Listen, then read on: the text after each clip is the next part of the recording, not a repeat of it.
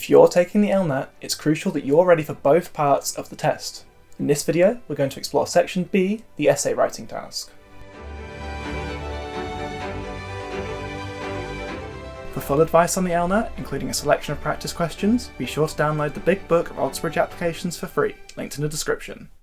So, as I said, the second section of the LNAT, Section B, requires you to write an essay based on one of 3 provided questions or prompts. You'll have 40 minutes to do this from planning to final checks, so time is going to be tight. However, your essay doesn't need to be too long, with the ideal length being around 500 to 600 words. The questions included are usually fairly broad, so you'll be free to take them on however way you see fit. Although you won't be expected to approach these questions like a legal expert, consider the key things that the admissions tutors will be looking for when reading your work. Let's take a look at some examples of the types of questions you may get. Is economic growth a good thing? A pretty simple question, but one that could and has filled many books. As a law applicant, you may not have a great understanding of the economy, but you don't have much space to write about it anyway, so your response can be fairly surface level and not necessarily backed up by official facts or figures. As long as what you're writing is logical and follows a clear structure, your work should still be good enough for the admissions tutors. How about this one?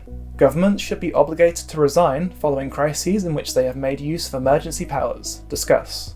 Sometimes your question will just be to simply discuss a statement. You still need to offer an opinion based on reasonable points, but the direction you could go is even more open in a question like this. To write your answer effectively, you will need to have strong critical thinking and analytical skills, good writing skills, and a strong command of written English. You need to be able to communicate your ideas clearly and coherently, structure your essay effectively, and present your arguments in a logical and persuasive manner.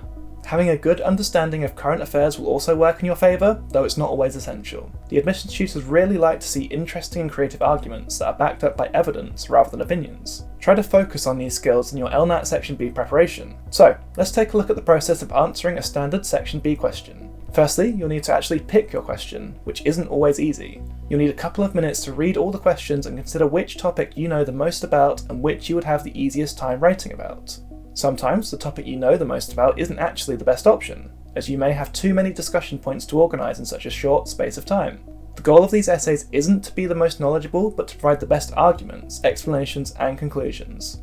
Planning is essential, as you'll need to note down and organise your thoughts to decide on which talking points to focus on in your essay. You don't have much space, so you need to make it count. Although it does take some time to do this, you'll save more time in the long run as you'll write faster and avoid going off in tangents. How long this should take is different for everyone, but we'd suggest 5 to 10 minutes is enough.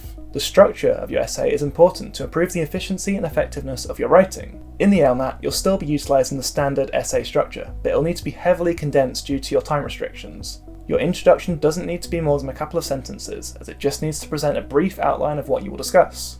Then for the main body, we'd suggest splitting this into 2 sections. Firstly, your main arguments. You should only include the best of the points that you highlighted in your planning, the ones that are the most effective at convincing the reader of your opinion. Remember, you can't go too in-depth, so only pick as many as you need to make your point clearly.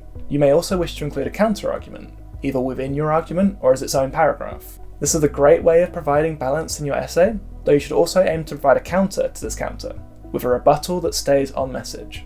After that, you just need to conclude what you've discussed by summarising the arguments you've made and why they support your initial statement. Again, this can just be a couple of sentences and should solely be focused on summarising things that you've already explored in your essay, rather than introducing new points. Make sure you leave some time to read through your work and ensure that all the spelling and grammar is correct. There likely won't be time to make additions, so this time is just for polishing and correcting. So that's basically how you write an LNAT essay.